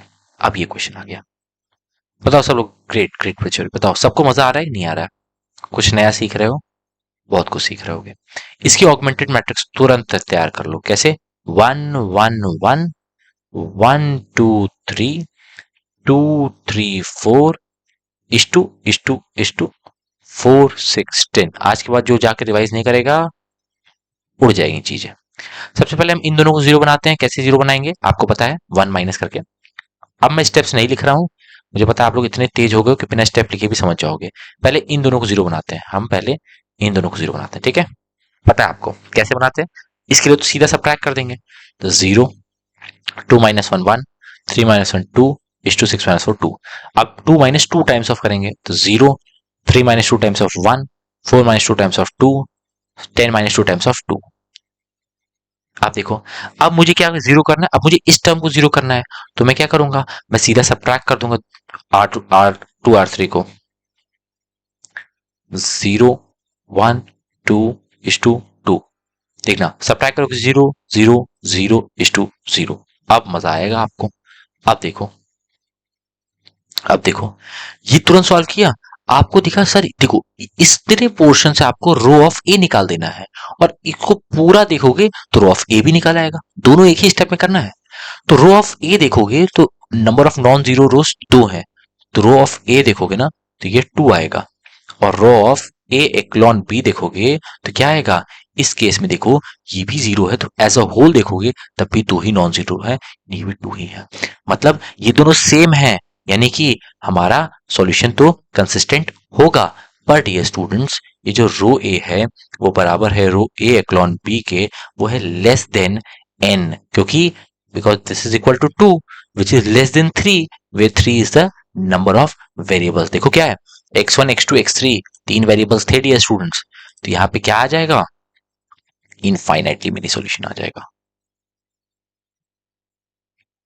आई बात समझ में। अब आप कहोगे सर इनफाइनाइटली मेनी सॉल्यूशन मुझे निकलवा के दिखा दो, मुझे निकाल के दिखा दो। ओ सॉरी, सेव हो गया गलती से। मुझे निकाल के दिखा दो सर, कौन से इनफाइनाइट मेनी सॉल्यूशंस आएंगे, मुझे निकाल के दिखा दो। मैं कहूंगा चल रुको, अभी निकलवा रहा हूं मैं। देखो, आप कहोगे कि सर देखो, मुझे एक बात पता है, मुझे एक बात पता है, इससे मैं किसको मल्टीप्लाई करता हूँ, एक्स से, इससे वाई से, इसको जेड से, उसको कॉन्स्टेंट देख लो बस सही में आ रहा है कि नहीं आ रहा है। रो एक्लॉन मैं ऐसे ही निकाला, नहीं सही है, सही है, सही है, बिल्कुल सही है। अब देखना, अब देखना, z में ये z zero into zero into zero into zero. देखना, ध्यान से सुनना, ध्यान से सुनना। हमें पता है कि जीरो जीरो जीरो तो किसी भी नॉन होमोजीनियस का सॉल्यूशन नहीं होता है। Zero zero zero non homogeneous का सॉल्यूशन नहीं होता है। तो भी ये जीरो जीरो जीरो जीरो कैसे आ गया, मतलब z में कोई एक फ्लॉ था, मतलब z जो है वो इंडिपेंडेंट है। इंडिपेंडेंट है मतलब z की कुछ भी वैल्यू हो सकती है, क्योंकि z यहाँ पर थर्ड रो में आया नहीं है। या फिर आप किसी को भी मान सकते, याद है, आहा, तरीका याद है डियर स्टूडेंट्स। अब आप रिलेट कर पाओगे। जब मैं आपको 3D प्लेन पढ़ाया था, तो मैंने एक बार आपको पढ़ाया था इंटरसेक्शन ऑफ टू प्लेन्स, और इंटरसेक्शन ऑफ टू प्लेन से मुझे क्या मिलता था, एक स्ट्रेट लाइन मिलता था। वहां पे मैंने z इज इक्वल टू जीरो कर दिया था और दो इक्वेशन को सॉल्व किया था। वहां से दो इक्वेशन को सॉल्व करके दो पॉइंट मिला था, एक जीरो मिला था। मैंने उससे एक पॉइंट ले लिया था, इंटरसेक्शन से मतलब क्रॉस प्रोडक्ट से एक लाइन आ गया था, और मैंने लाइन की इक्वेशन निकाली थी, याद है। यही सेम काम वहां भी किया था। वहां पे भी क्या हो रहा था, इनफाइनाइट मेनी सॉल्यूशन मिलेंगे, क्योंकि इनफाइनाइट मेनी जगह वो कट कर रहे होंगे। तो हम क्या किए थे, हम z की कोई एक वैल्यू लिए थे जीरो। इस केस में जीरो ना लेकर के, वहां पे मैंने बताया था z की जनरल वैल्यू k आप ले सकते हो। आपने z की जनरल वैल्यू k ले ली। तब देखो, ये इस इक्वेशन काम हो गया। आप इसका देखो, अच्छा आप z ही की नहीं डियर स्टूडेंट्स, एक और बात है, आप z की ही नहीं, आप x और y को भी जनरलाइज कर सकते हो किसी एक टर्म से, मैंने वहां भी बताया था। दूसरे इक्वेशन को देखो, तो one into Y plus two into Z is equal to K. यहां से आपका y निकल आएगा, और one into X plus one into Y plus one into Z is equal to four. यहां से आपको क्या निकल आएगा, यहां से आपका ये निकल आएगा। बताओ किस किस को समझ में आया, किस किस को ये पूरी बातें समझ में आई, बताना। किस किस को ये पूरी बातें समझ में आई, बताना। बताओ, मजा आया, मजा आया। यानी z एक इंडिपेंडेंट है, बाकी दोनों डिपेंडेंट है ऑन z। बताओ, तो पर ये डिपेंडेंट इंडिपेंडेंट नहीं आएगा, number of dependent variable independent variable नहीं आएगा। मैं घुसने लगूंगा ना तो भी बहुत ज्यादा फर्जी की चीजें बता दूंगा, मतलब नहीं कोई, ठीक है। अच्छा, अब एक चीज मैं आपको बताना चाहूंगा। अच्छा मान लो मैं आपका दिमाग देखना चाहता हूँ। मैंने आपको मेजर वाली एक चीज बताई थी, या फिर मेजर वाली नहीं, छोड़ो तो। अब मैं देखता हूँ कितने बच्चे ऐसे हैं जो क्लिक कर जा रहा है जो मैं बात बताना चाह रहा हूँ। सेकंड इक्वेशन सही नहीं है। One into Y plus two into Z is equal to two. अरे सॉरी यार, सॉरी सॉरी सॉरी सॉरी, ये टू के बराबर है, सॉरी। z बराबर k, दिस बराबर, ठीक है, थैंक यू सो मच। अब देखना, अब देखना, मुझे, मैं आपका दिमाग टेस्ट कर रहा हूं इस मोमेंट पे, मुझे बताना, अगर रो ऑफ ए, कोई एक मैट्रिक्स है ए, ठीक है, ऐसे गेस करो कोई मैट्रिक्स है ए, ठीक है, किसी भी क्रॉस किसी भी की है, ठीक है, या फिर मान लो स्क्वायर मैट्रिक्स है 3 क्रॉस 3 की, ठीक है, मैं कह रहा हूं कि रो ऑफ ए जो है, this is less than 3, rho of A is less than 3, तो मुझे डिटर्मिनेंट ऑफ ए की वैल्यू कौन बच्चा बता देगा, सोच के बताना, और एकदम शांति से, तब तक मैं अगला क्वेश्चन ढूंढ रहा हूं। मेरा क्वेश्चन क्या है, rho of A is less than 3 for 3 cross 3 determinant, you have to find me the value of what, value of determinant of a, बताओ ना, देखते हैं कौन सोच पाता है, देखते हैं कौन, जो सोच पाया उसको ऐसे शाउट आउट मिलेगा, गैस करो, कुछ भी गैस करो, कुछ भी गैस करो, ये सुपर्ब यार, तुम लोग गजब हो, मतलब मजा आ गया, मजा आ गया रिस्पॉन्स देख करके, I want to capture this response, मतलब आपने, मैं रियलिटी बताऊं, आपने फील करी है मेरी सारी बातों को, आपने फील करी है मेरी बातों को, अगर आपने रेड कर पाए, मतलब आपने फील किया था कि रो था क्या असल में, रो था क्या, number of, rho was basically, rho of A was number of non zero rows, number of non zero rows, तो अगर मान लो rho A is less than 3, यानी at least, at least, at least one, at least one, at least one zero row तो होंगी ना, अगर मान लो रो ए 3 के बराबर होता, मतलब 3 नॉन जीरो रोज होती, अगर रो ए लेस देन 3 है, मतलब एटलीस्ट एक नॉन जीरो रो तो होगी ही, डियर स्टूडेंट्स, यानी कि mod of A, determinant of A zero, क्योंकि एक भी रो अगर नॉन जीरो हो गई कंप्लीटली, डिटरमिनेंट क्या हो जाएगा, जीरो हो जाएगा, बताओ समझ में आया,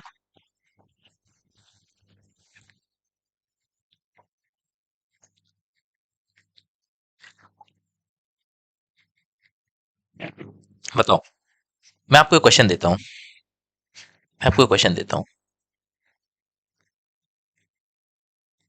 जैसे आपको क्वेश्चन देता हूँ, अब ये चीज पढ़ाने के बाद मैं तुरंत आपको एक क्वेश्चन दूंगा, आपको भी पता है क्या दूंगा मैं, जो सोच पा रहे होंगे वो सोच लिए होंगे,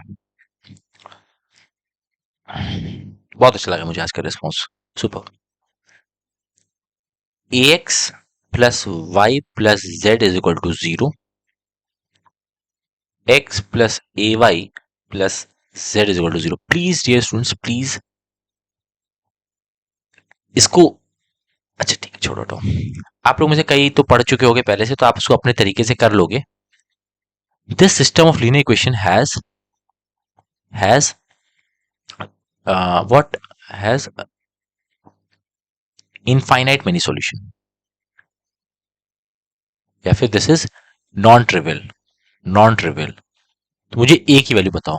अब आप लोगों में से कई बच्चे ना जो पढ़ चुके हो पहले से, आप लोगों में से जो कई बच्चे पढ़ चुके हो पहले से, वो तुरंत बता दोगे कि सर क्या करना है, सर मुझे पता है ये ऐसे ऐसे कर लेते हैं, पर आज आपको ये बात समझ में आई होगी कि ऐसा आप करते क्यों है, जब भी हम आपसे नॉन ट्रिवियल सॉल्यूशन बोलते हैं होमोजेनियस इक्वेशन में, मैं पूछता हूं कि इसमें नॉन ट्रिवियल सॉल्यूशन है, तो आप कंडीशन बताओ कि ए की वैल्यू क्या होगी, तो कई बच्चों को याद रहता है कि सर मैं तुरंत इसका डिटर्मिनेंट निकालूंगा, डिटर्मिनेंट ऑफ ए निकालूंगा, और डिटर्मिनेंट ऑफ ए को मैं 0 के बराबर कर दूंगा, मेरा आंसर आ जाएगा, पर क्यों करते हैं, हम करते इसलिए हैं कि ये क्या है, system of homogeneous linear equation है, होमोजीनियस है, होमोजीनियस में मैंने बताया था कि हम क्या करते हैं, हम रो ऑफ ए निकालते हैं पहले, अगर ये rho of A number of variable के बराबर आ गया तो मेरा यूनिक सॉल्यूशन आता है, अगर ये rho of A number of variable से लेस देन, ग्रेटर देन नहीं आ सकता, लेस देन आया, मेरा इनफाइनाइटली मेनी सॉल्यूशन होता है, यानी कि नॉन ट्रिवियल होता है। डियर स्टूडेंट्स, क्वेश्चन पूछा है नॉन ट्रिवियल है, मतलब क्या है, मतलब मेरा रो ऑफ ए जो है वो लेस देन एन है, रो ऑफ ए जो है वो लेस देन एन है, यानी कि मेरा डेफिनेटली मॉड ऑफ ए 0 होगा, आप यहां फिर डिटरमिनेंट निकालो, क्वाड्रेटिक बनाओ, सॉल्व कर लो, आया नहीं आया, जल्दी बताओ, जल्दी, जल्दी बताओ, जल्दी, जल्दी बताओ, जल्दी बताओ, जल्दी बताओ, जल्दी बताओ, हम्म, बताओ भैया बताओ, आया समझ में कि नहीं आया?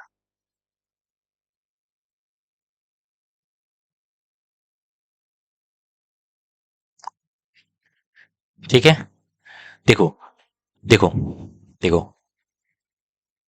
आप मेरी बात सुनो, क्या क्या क्वेश्चन आ सकता है?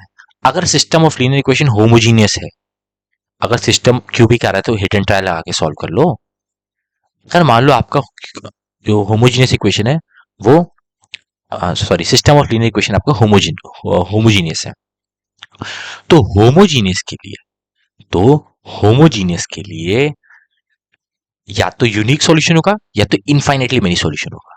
यूनिक सॉल्यूशन वो आपसे पूछेगा नहीं, क्योंकि आपको पता है 0 0 0 होता है, पर आपसे कंडीशन पूछ सकता है कि ये system of linear equation homogeneous है, तो कांस्टेंट की वैल्यू बताओ। तो आपको पता है कि रैंक की value is less then number of variables, तो आप क्या कर सकते हो, आप सिंपली मॉड को 0 कर सकते हो। पहली चीज डन है। Yes, yes, yes. अगर मान लो, अगर मान लो वो आपसे होमोजीनियस में इनफाइनाइटली मेनी सॉल्यूशंस पूछे, अरे सॉरी सॉरी, मैं उल्टा बोल गया क्या? अगर होमोजीनियस में यूनिक है तो आप ऐसे निकाल सकते हो, अगर नॉन ट्रिवियल है तो आपसे सॉल्यूशन नहीं पूछेगा। अगर मान लो, सॉरी, फिर से रिवाइंड रिवाइंड रिवाइंड, देखो, अगर मेरे पास एक system of linear equation homogeneous है, तो वो अगर यूनिक सॉल्यूशन दे रहा है तो उसमें आपसे क्या ही पूछ लेगा, यूनिक सॉल्यूशन पूछेगा, लगा दो 0 0 0। अगर वो नॉन ट्रिवियल है, अगर वो नॉन ट्रिवियल है, यानी कि इनफाइनाइटली मेनी सॉल्यूशन है, तो आपसे दो चीजें पूछ सकता है, या तो कंडीशन बताओ, कांस्टेंट बता दो कि ये क्या है, कंडीशन लगा के कांस्टेंट बता दो, तो आपको पता है कि row A is less than n, mod of A is, determinant of A is equal to 0।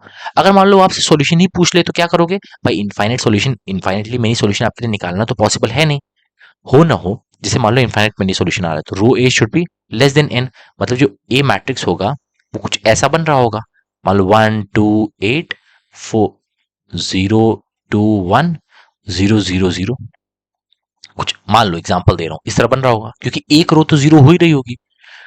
तो दिस, आपको पता है कि X Y and Z, this is multiplied by what, X Y and Z.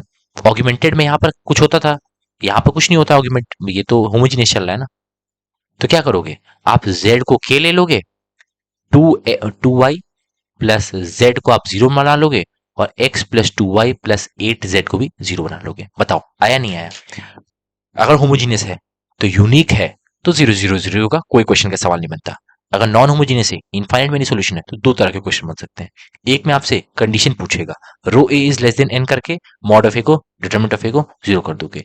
दूसरा कंडीशन, सॉल्यूशन ही पूछ लिया, constant के term में आप ऐसे निकाल सकते हो। खत्म, होमोजीनियस खत्म। नॉन होमोजीनियस सोचो, नॉन होमोजीनियस पूछा, आपने सबसे पहले एक ऑगमेंटेड मैट्रिक्स बना ली, ऑगमेंटेड मैट्रिक्स को आपने रो एक्लॉन फॉर्म के फॉर्म में लिख लिया, फिर आपने देखा कि क्या रो ए और रो ऑफ ए एक्लॉन बी, क्या ये दोनों सेम है? अगर सेम नहीं है तो इनकंसिस्टेंट सॉल्यूशन, कोई भी सॉल्यूशन नहीं होगा। अगर ये सेम है तो कंसिस्टेंट सॉल्यूशन होगा। कंसिस्टेंट भी दो तरह से हो सकता है, एक हो सकता है यूनिक यानी कि ट्रिवियल, एक हो सकता है इनफाइनाइट यानी कि नॉन ट्रिवियल। इनफाइनाइट कब होगा, सॉरी, पहले यूनिक कब होगा, ट्रिवियल कब होगा? जब रो ए एक्लॉन बी के बराबर हो और वो equal to number of variables हो जाए। और वो इनफाइनाइट मेनी सॉल्यूशन कब होगा? जब रो ऑफ ए एक्लॉन बी के बराबर हो जाए और वो लेस देन एन के बराबर हो जाए। जोरदार तालियां आप लोगों के लिए, आप लोगों ने अब तक मेरे को झेला, और ये सारी बातें आपने सीख ली, और ये सारी बात आपने मेरे से सीख ली। क्या आप लोगों को आया समझ में? नहीं आया? मैं आप लोगों से जानना चाहता हूँ कि आप लोगों को आया समझ में? नहीं आया? बताओ। क्वेश्चंस ढूंढ रहा हूँ मैं कि कोई और अच्छा क्वेश्चन अगर मिल पाए तो मैं आपको करवा दूं, वरना डी स्टूडेंट्स जितना हो सकता था मैंने आपको करवा दिया है।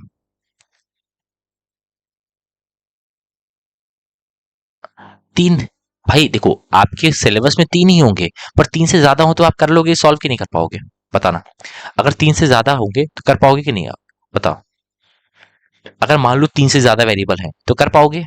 क्या आप क्रैमर से कर पाओगे? नहीं कर पाओगे। कल को मैं आपको पांच वेरिएबल दे दूं तब भी आप कर लोगे क्वेश्चन, कर लोगे कि नहीं कर लोगे? बताना, मोदी जी स्टाइल में कर लोगे, हाँ या ना बोलो। छह वेरिएबल दे दूं, कर लोगे सॉल्व? क्या डियर स्टूडेंट्स, आज से आप system of N linear equations को सॉल्व करने के काबिल हो गए हो? हो गए हो, बिल्कुल हो गए हो। रो एक्लॉन भी तो बदलना है आपको, और क्या करना है? डन है, डन है। बताओ, बताओ, बताओ, बताओ। बताओ, बताओ, बताओ, बताओ, बताओ।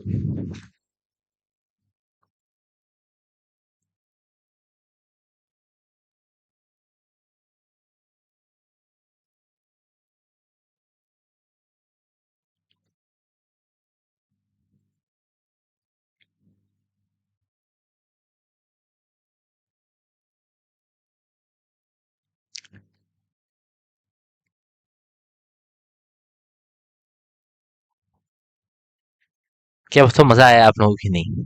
तो इतने दिन का वेट था। तुम लोगों को सब कुछ समझ में आया या बहुत कुछ को समझ में आया? बताना, बताना। सब कुछ समझ में आया? यस। कैरी हैमिल्टन थ्योरम कल होगा। क्या बताओ, आज करवा दूं कैरी हैमिल्टन या कल करवाऊं? आप लोग जैसा बताओगे वैसा होगा। कैरी हैमिल्टन आज करा दूं कि कल करा दूं? आपका जवाब होगा सर आज ही करा दो।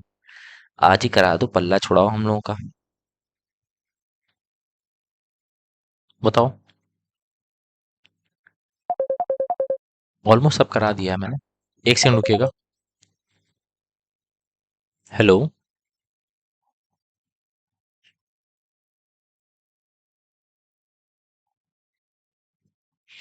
खुला है भाई, कौन?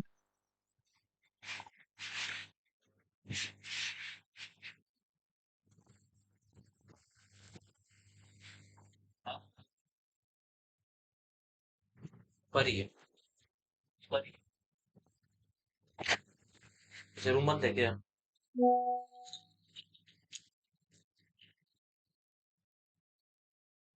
ये बता अभी BSc है। कहाँ जा रहे हो? घर जा रहे हो क्या? अच्छा अच्छा, सॉरी सॉरी।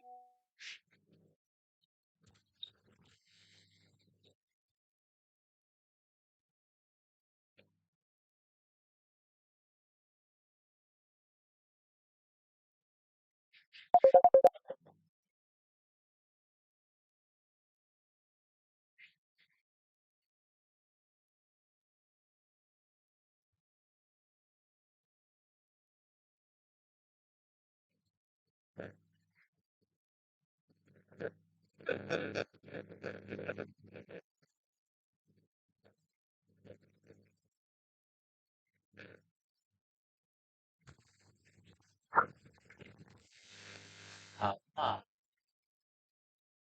मैं बोल रहा हूँ।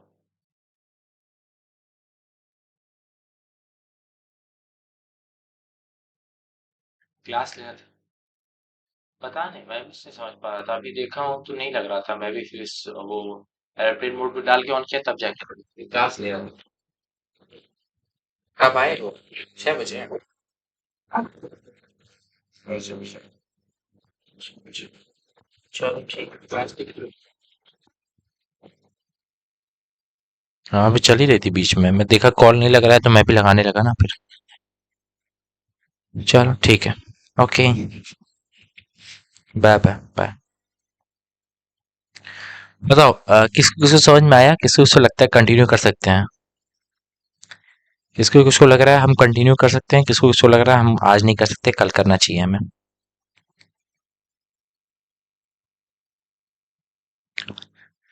बताओ।